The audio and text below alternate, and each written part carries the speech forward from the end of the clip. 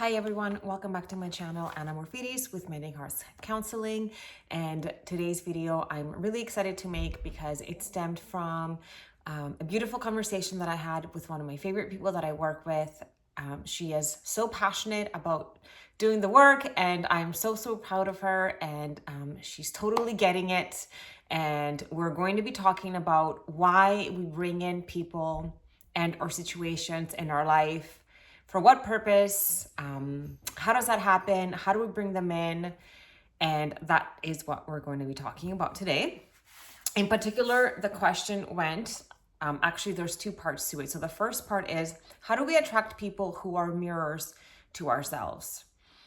So the world generally tends to be a mirror of our inner world. So outer world equals inner world. And when we talk about our inner world, we're talking about our belief system, our thought patterns, our self-concept, because it is through thought that emotions are generated, and emotions are energy in motion. So that energy in motion around us is the magnetic field that will attract a same vibrational experience to come into your life. Because one of the laws of energy, so there's three basic laws of energy. It can never be created or destroyed. So energy just is, right? So the energy that we have around us from our emotions, it cannot be lost, or it doesn't just fall away, but it can be transmuted, right? Which is one of our superpowers. And then the other basic law of energy is like attracts like. So that energy in motion will bring in experiences through people and or situations. And then the other law is input equals output. So literally, again, like what you're putting in is what you're going to be getting out. So what are you inputting? What kinds of thoughts are you continuing to input into your nervous system, into yourself, into your sense of who you are? What are you absorbing? What are you letting in?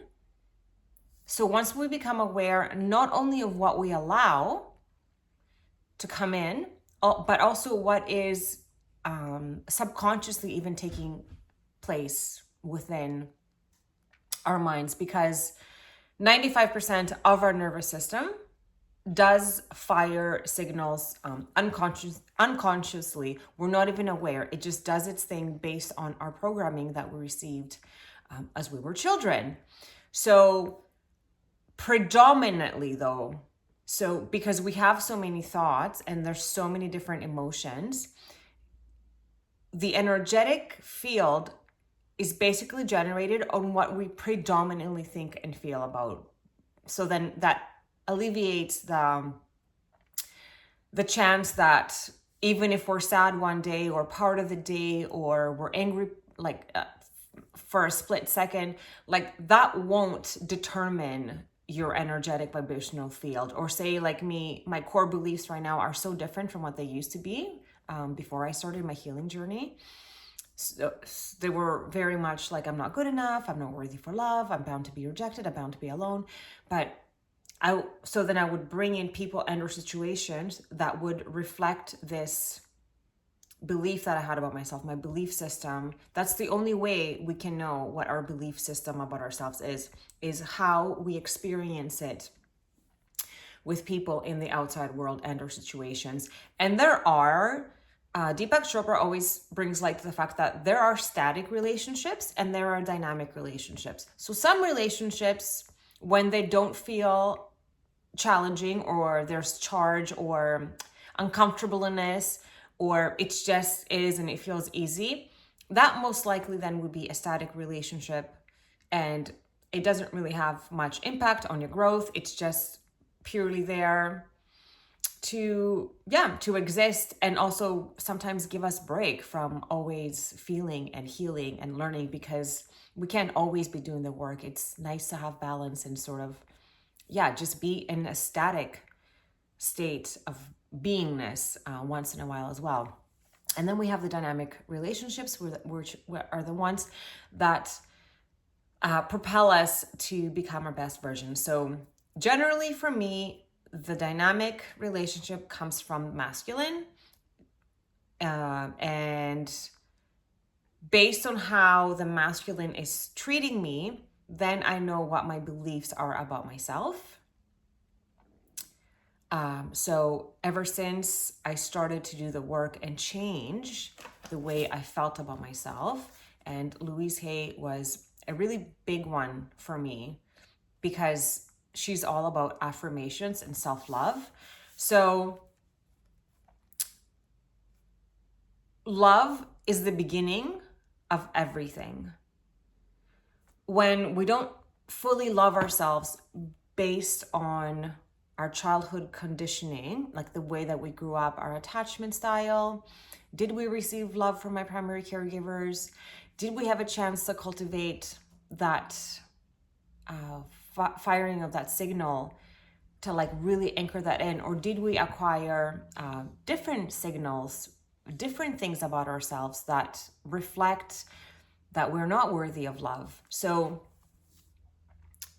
healing ourselves and changing that energy that is in motion around us from sadness or anxiety or whatever it might be back into love is what is going to heal your life. Like literally, if you start to love yourself, you can heal your life. And then you can always see how much you love yourself, again, through the interactions that you have with people around you. I went to a breathwork event yesterday, and I was speaking with one of the attendees who also happens to be a coach as well. And yeah, they were asking me how I was doing, and I was literally saying, I feel pretty good because based on the way that the masculine energy is showing up towards me right now, it's a really good mirror of how I think and feel about myself. It's a pretty good mirror of how I think I feel about myself. And I know that all the work that I've done to change my thoughts around my relationship with the masculine, right? Which then in turn changed my emotions, the energy in motion around me, allows for like my vibration is going to be calling in, right? It works by assertion. It brings in same vibration from other people. So I know that I'm doing okay. So how do we attract people who are mirrors to ourselves? Like that, with the energy in motion around us, which is generated from our thoughts. And then again, we can have many thoughts. So today I am protected by the fact that, if I make a mistake at work or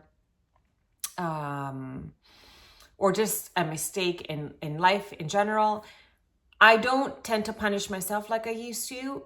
So then if I have a thought that you're so, I don't even want to say it, but sometimes I'll be like, oh my God, Anna, you're so stupid.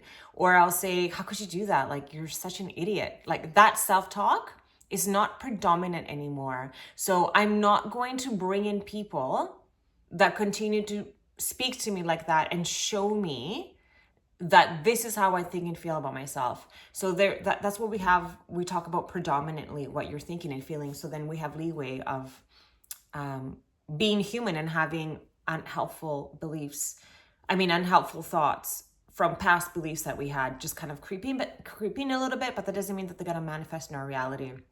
So it is the energy in motion that is predominantly surrounding our physical body, right? Because we have our energetic body, our physical body, our spiritual body, and our emotional body.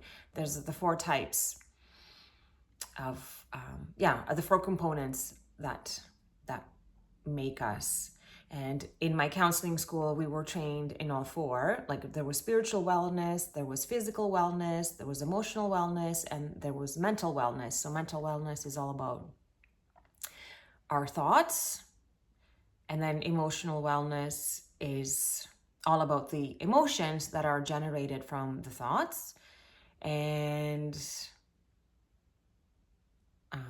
spiritual wellness is, all about that, like the true essence of who we are. It's like that energetic portion of us. It's the one that like listens to everything that's taking place. Even right now, as I'm recording this video, there is this quiet silence that is witnessing what I'm saying, how I'm thinking about it, how I'm feeling about it. That's our soul. That's the true essence of who we are. That's our spiritual body. It's that beautiful energy that exists from within us. And you can see when someone leaves their physical body, like when they're passing away, they change, right? Like you lose that light, beautiful, or spiritual energy that like exists from within us. So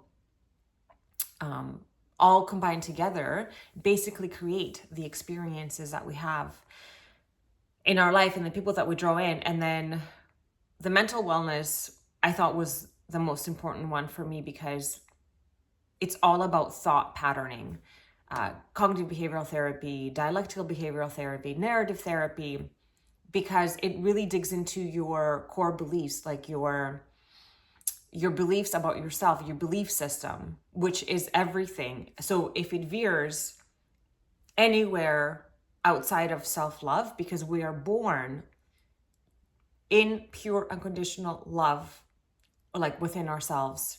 And then when we veer from that, then we start to experience these uncomfortable situations with the purpose to just bring us back to self-love, to be able to forgive ourselves, forgive others, understand that everyone is wounded, understand that everyone has an attachment style, understand that everyone has a very clear path that they're walking on in this life. But when we are unconscious, and when I mean unconscious is when we don't know and understand that everything is happening for us and the world is a mirror, then it's not so clear, the path. Then it feels confusing, and then we have anxiety, and they take us away from that self-love that we're supposed to be experiencing for ourselves and for others at all times. And which will kind of lead into the second part of the question, because this wonderful human also asked, is this always the case about attracting people who are mirrors to ourselves? Or do we attract people who are different, who are at different paths of growth for our own or their development and growth? So is this always the case that people are a mirror, or do we attract people who are at different paths of growth for themselves or their development and growth, for our own or their development and growth? So at some point, when we have done enough work, like right now, I have done so much work on myself through gratitude, with meditation, with affirmations. I have done breath work. I've done physical therapy where I release emotions that are stored in my body, because now we know that the body keeps a score, and which that statement just means that a lot of the trauma that we experience as children has an emotion that was trapped in our body. And usually those emotions are the ones that create the dis-ease within ourselves. Like for me, I had digestive issues for so long because my sense of self, which is located in my second chakra, was shot. I had all these terrible beliefs about who I was. But once I started to love myself and heal my life, no longer am I bringing in people that are mean to me or reject me or abandon me, because that's what would happen before my healing, as a reflection of the core beliefs that were riding within myself. Now, I believe, and I have experienced, and through all the readings that I have done, there will come a point where we will become catalysts for other people. So yes, we can be on different growth like tangents and meet someone because we're supposed to be a catalyst for them for their own healing. So it doesn't necessarily mean that they're bringing you something to heal. And you'll know by the way that you're feeling if you're being a catalyst for this person. So yes, know that at some point after you've done your healing, people are going to come in and are meant for you to propel them into their growth. And then also, I had this thought and it's like escaping me about people and growth. It will come to me. So not always everything is for our own self-development. Sometimes it is there to propel somebody else to go into their self-development. And this is the thought that I was having. But what's actually happening for us in that moment is a bit of a test from the universe as well. Master Sri Akarshna talks about these tests, like how the universe tests us all the time. He has some pretty great videos on it. Maybe I should link one below, actually. And he does say that once we create this new belief system about ourselves, well, how else are we going to experience this new belief system unless we are like encountering a past experience? And sometimes that past experience is a test from the universe just for us to see, am I going to go back in my old ways? Or am I going to be like, no, I am not going to be a victim to this sort of behavior. This is not who I am anymore. I've changed. I'm worth way more than this. And then you know that you passed the test because you don't allow yourself to fall into that lower vibrational state that you were before. You know that this experience, it's just testing you, and then you're able to walk away from it without allowing it to bring you down. I hope that I explained that properly. So yeah, sometimes we do get tested, and I have been really tested in my new, core beliefs that I acquired about myself for sure. And I really needed to go back, really not allow myself to go back because that's where I tend to want to go, because I have fired the signal for like so long. So it's way easier for me to resonate again with my old beliefs as opposed to my new beliefs. So not only am I getting a mirror of where I am today, but I also do get tests of my old mirrors to see, will I allow this experience still to be a part of my life? Or am I in the full knowing that no, this is not a part of me anymore. This is no longer serving me. This is old me, new me really thinks and feels that I am worth way more. And yeah, I'm not this person anymore. I hope this video made sense. If you have any questions, comments, concerns, please put them below. As always, thank you so much. I am so grateful. I don't know what I would do sometimes without this channel as an outlet for me to not only process what is still taking place in my life, but also help others just in the same way that I was helped to shift my mindset, shift my perspective, understand why we're really here, understand that everything is happening for us. We're always in control. Thoughts are so important. Emotions are everything. Emotions is the key to manifestation. But emotions are created from our thoughts. That's why we have to be so conscious of our thoughts, because they create the emotion, which is the energetic field that literally shapes our reality. And there is also the behaviors that is tied into that, because it's kind of like a triangle, because our emotions then will determine our behaviors, right? So if you have shitty emotions, our behaviors are most likely going to be shitty. And that means, like, if we feel not well, like we might scream at someone, or we might withdraw, or we might do things that are outside of, just love.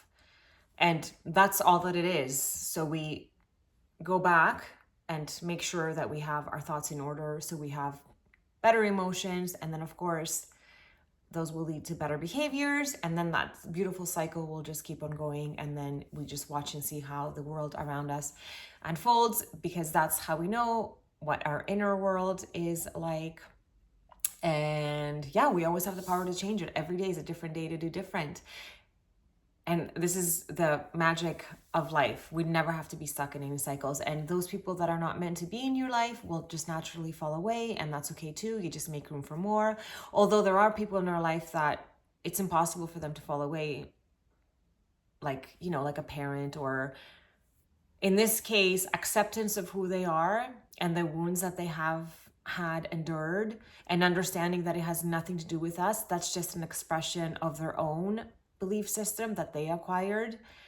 Then that makes it a lot easier to be with someone who used to trigger or upset us because of our own belief system that we had. But once we change that belief system, we don't need to be bothered by someone else. We just send them so much love and light and wish them so much healing. And by us continuing to heal, then naturally we are exuding that same potential for them as well, right? So we're spreading the love. And this is what Eckhart Tolle talks about in his book, A New Earth.